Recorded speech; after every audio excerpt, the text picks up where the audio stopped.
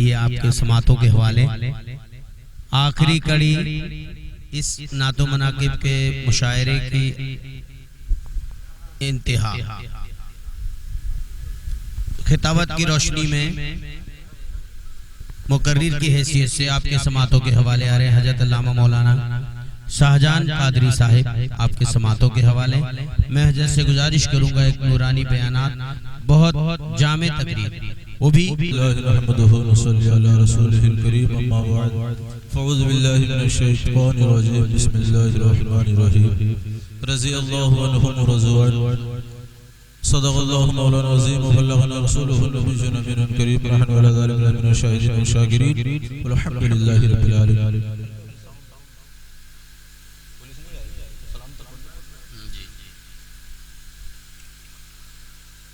بلغ الولا بکمالہ کشف الدجا بجمالہ حسن جمیع خصالہ صلی اللہ علیہ اللہ رب محمد صلی اللہ علیہ وسلم نحن عباد محمد صلی اللہ علیہ وسلم. آئیے حضرات گنبد خضرہ میں آرام فرمانے والے ولی آقا مدینی والے آقا شفیع المذنبین رحمت للعالمین صلی اللہ علیہ وسلم کے نام پر درود پاک تیزی کے ذکر ہیں. اللہم صلی علی سیدنا حبیبنا مولانا محمد وبارک وسلم.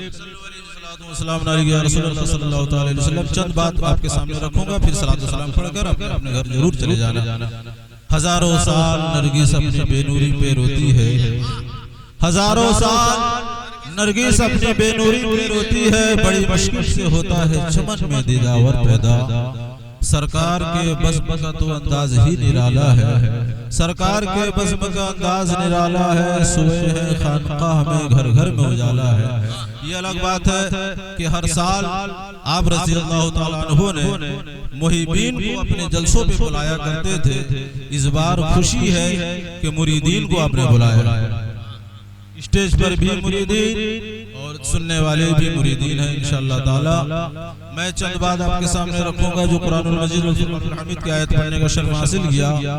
اللہ رب العزت ارشاد فرماتا ہے وہ لوگ ہیں, کون لوگ ہیں جنہیں میں راضی مجھ سے وہ راضی,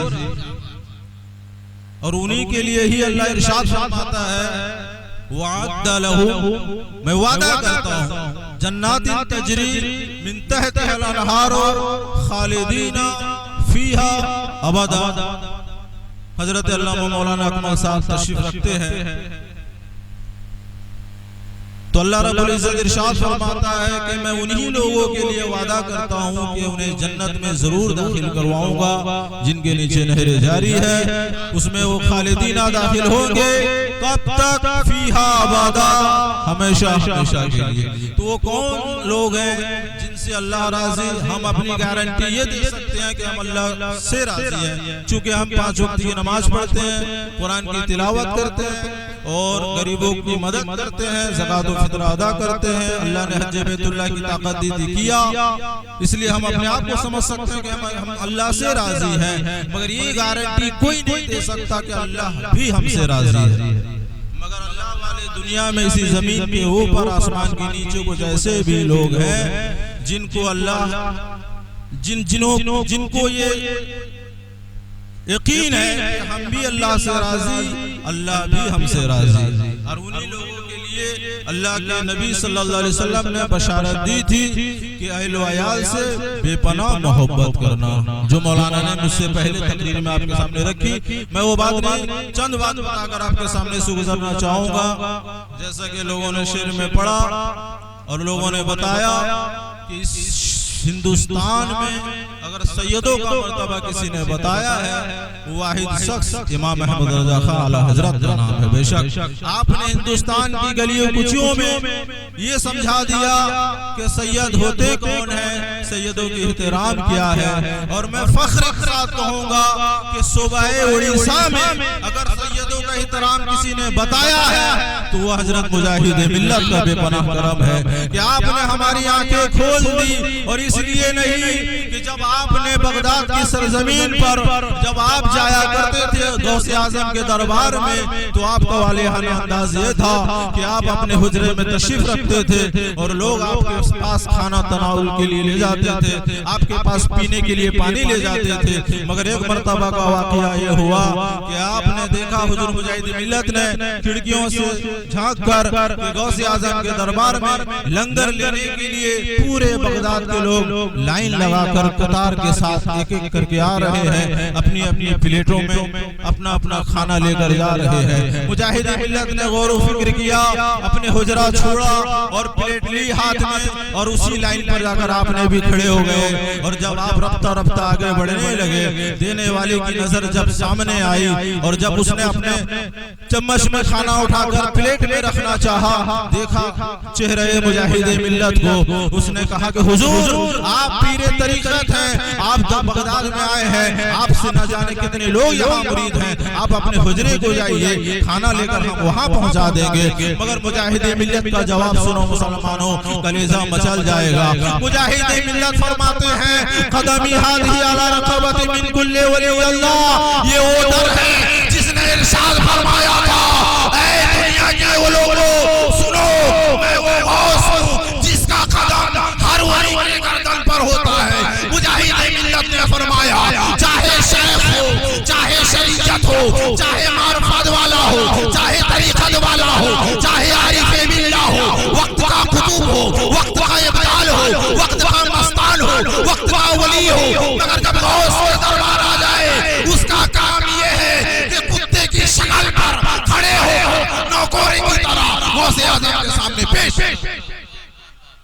غوث اعظم نے مجاہد ملت نے برسوں پہلے جو آپ نے نہ جانے کتابوں میں ہمیں بعد میں پڑھنے کو ملا، مگر دیکھنے کو نصیب یہ آیا کہ جو غوث اعظم کے دربار میں آپ نے لائن لگا کر غلام غوث کا ثبوت دیا تھا، اور وہی نظارہ وہی اسی طرح نظارہ حضرت میں دیکھنے کو ملا۔ مجاہد ملت نے بتایا کہ جب غوث اعظم اور غوث اعظم کے دربار میں لنگر تقسیم کیا جائے تو نہ جانے قدم بیڑا سے نہیں، شیخ سائی سے نہیں، عیدگاہ تک لوگ لنگر کی لائن لگا دیا کرتے تھے، اس لیے کہ انہیں پتا تھا یہ غوث کا دربار تو نہیں اولاد غوث اعظم۔ نہیں جا سکتے، ہمیں پتا ہے بدرگ والوں کو بغداد نہیں جا سکتے، مگر شیخ شاہی میں جا کر نائب ہم شکل غوث اعظم سے ملنے کا موقع مل رہا ہے، تو چلو جو مجاہد ملت نے ادا کی تھی آج ہم اسی کو ادا کر کے کسی کا سنت ادا ہو نہ ہو مجاہد ملت ضرور ہم لوگوں نے وہ کیا۔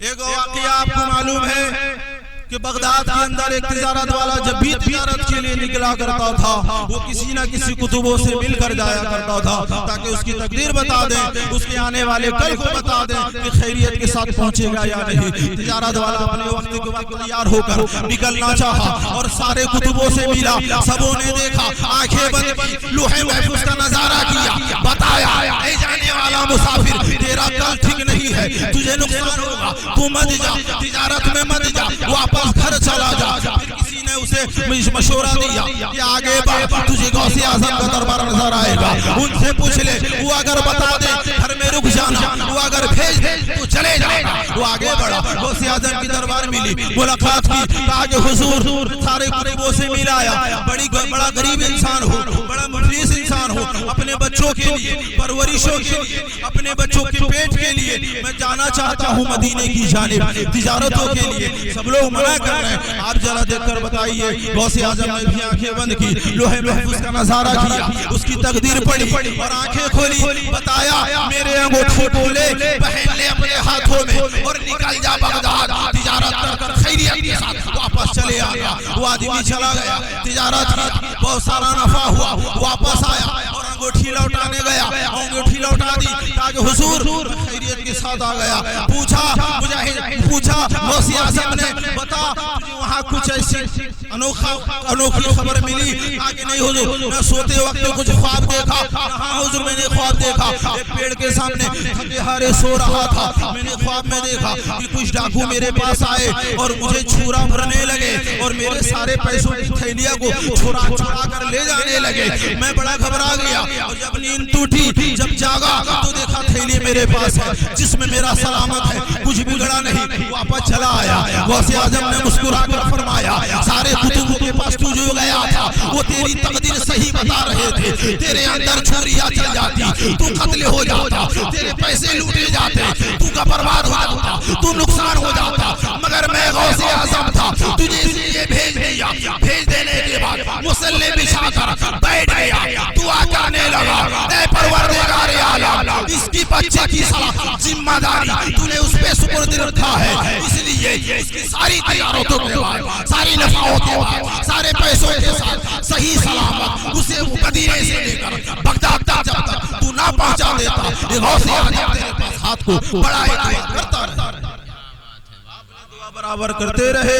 وہ صحیح سلامت وہ بیچارہ مسافر گھر واپس ہوا. ایسے ہی واقعہ میں نے سرکار ملت کی جانب سے بھی دیکھا ہے. کسی بھدرک کے چاہنے والے نے نام نہیں معلوم جب اس کی طبیعت اتنی خراب ہو گئی میں نے دیکھا اولاد غوث اعظم کے اندر صفت پائی گئی. بھوبنیشور کا شہر ہے وہ پولو میڈیکل ہے اس پہ داخلہ کروایا گیا ہے. ڈاکٹروں نے جواب دے دیا اس کی آپریشن کے بعد یہ بچ نہیں سکتا یہ مرنا پکا ہے. وہاں سے ٹیلی فون کیا گیا. سرکاری ملت نے فون اٹھایا اور پوچھا ڈاکٹر سے کیا معاملہ ہے. نہ حضور اس کی اگر آپریشن کی جائے اس دنیا فانی کو چھوڑ کر چلا جائے گا. سرکاری ملت جلال میں آتے ہیں اور فون میں جواب دیتے ہیں اے ڈاکٹر تو اپنا کام جاری رکھ. یہ فقیر نسیم اختر خان کا کام جاری رکھ.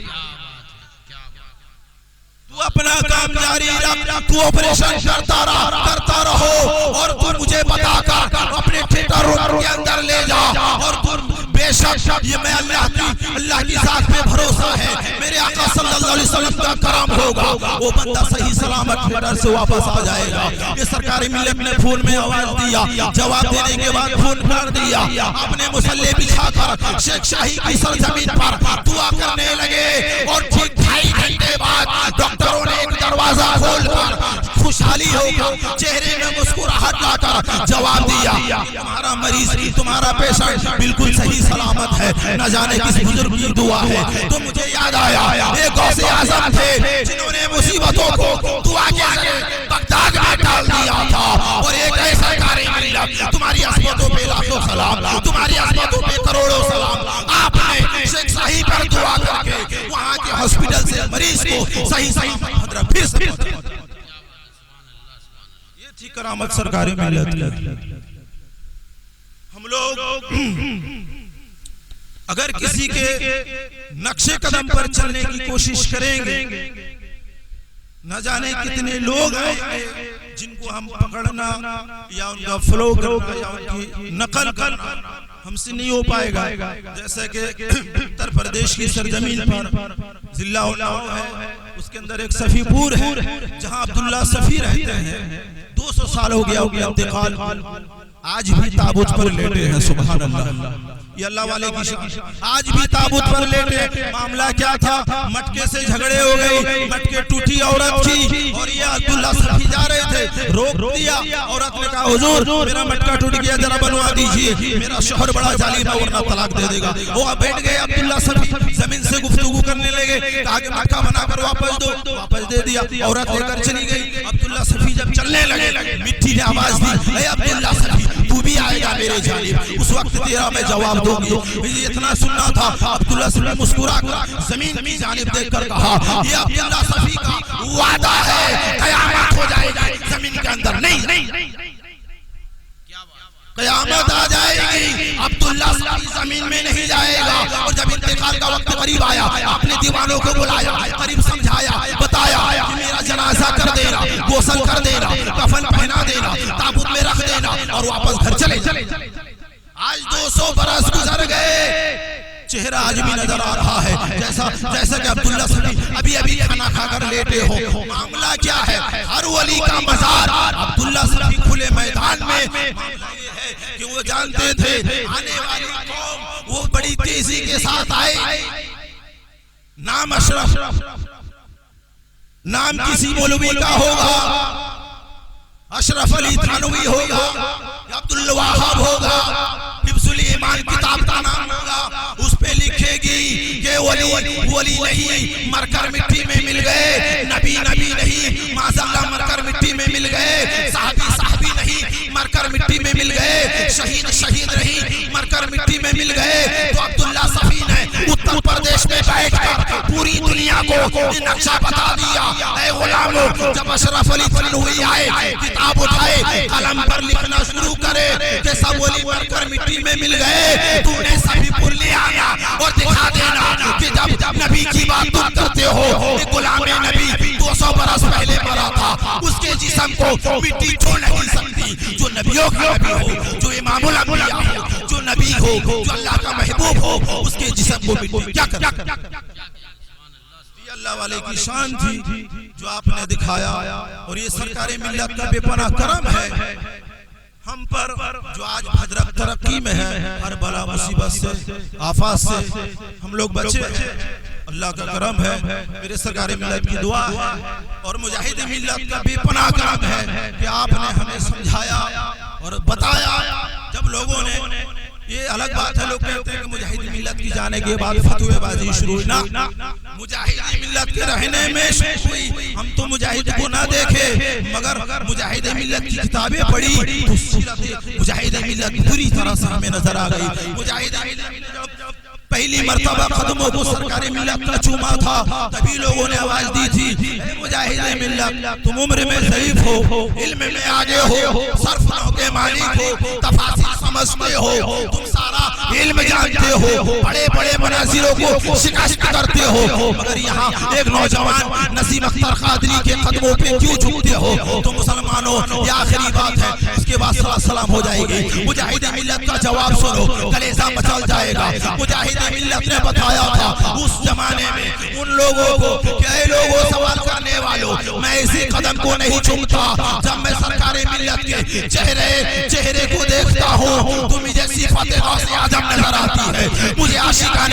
غوث اعظم نظر آتی ہے, چہرہ غوث اعظم نظر آتی ہے. سیدھے کہا مجھے غوث اعظم یاد آتا ہے, قدموں پہ گر جا.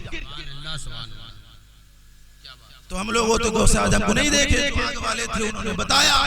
تو آج اگر ہم قدم سرکار ملت میں جھکتے ہیں یا جتنا ہم نے چوما بوسا لیا, یہ مجاہد ملت کی سنت تھی. یارو اسے اپنی غلطی نہ ماننا, فخر سمجھنا کہ اے مجاہد ملت, جب آپ علم نبیل ہو کر, صرف نو جاننے والے ہو کر آپ نے قدموں کو سیدوں کا بوسا دیا تھا, ثواب کی نیت سے, عمل کی نیت سے, بشارت کی نیت سے, تو ہم نے اپنے پیر و مرشد کے قدموں کو چوم کر یہ سمجھ لیا کہ ہمارا دنیا بھی سمجھ جائے گا, آخرت انشاءاللہ تعالی ہمیں اور زیادہ سے زیادہ سننے سے زیادہ بولنے سے زیادہ عمل کرنے کی توفیق و رفیق عطا فرمائے. میری جتنی دیر بولنے میں گستاخانہ لفظ ہوا ہو, اللہ تبارک و تعالی ہمیں معاف فرمائے. استغفر اللہ ربی من کل ذنب و اتوب الیہ, وما علینا الا البلاغ, وآخر دعوانا الحمدللہ رب العالمین. السلام علیکم.